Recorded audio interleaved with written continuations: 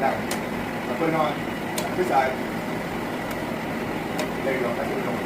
Okay. Pump 1, pump 3, pump 2. So pump 1, this will be pump 3, and pump 2. They got pump 2 off and isolated. You see the valve over there is closed. So that tells me pump 3 is not being used, which would be this one, which makes sense why it's off. So pump 2 right now is not working, probably because we don't need it no more. So right now I'm on boiler 2. That works. Alright, so something's definitely weird here. We're gonna figure it out and get back to you. Much finished. I found this breaker trip, which is boiler water pumps. So I'm assuming, which I'm not assuming, I actually know, this breaker powers this whole box right here. That breaker powers this whole box. So that breaker is pretty much powering all 3 of these on the top, and they're daisy chain. So now what happens is, every time I activate this one, which is for that pump, this whole thing sparks out and trips that breaker over there. So I realized this breaker and this pump is bad. So what I did was I left it off, because that's for pump 1. I put the spare on auto, I put it on boiler 1, and now the spare, I opened up that valve that I said was closed, I opened it up, and then I opened this one to allow the water to pump to this side and go up.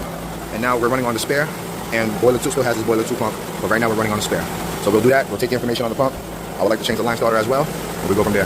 Right now, right, we talked about all that shit. I want to determine if the line starter is really the problem or the pump is really the problem. I think the pump, because the pump's probably frozen. What I'm going to do is disconnect the pump from the line starter, put the line starter to power, continuity, and we'll see what's up. Right now, everything should be powered on top.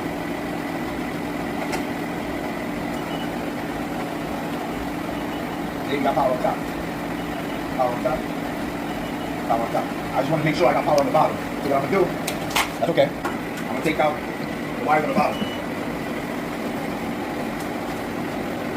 When I activate the switch, if it breaks again, then we know the line starter is probably the problem and not the pump. If it doesn't do anything, then we know the pump is definitely bad.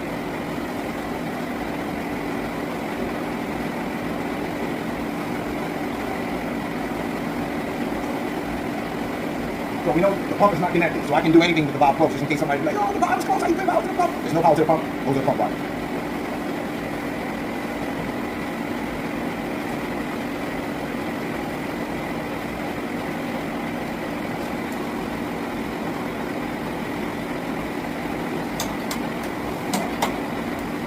Okay, come around. Look, I got power to the pump now. So that means this would have power right now if I had them connected, right? So now we're gonna check the bottoms to see if we got 208 on the bottoms.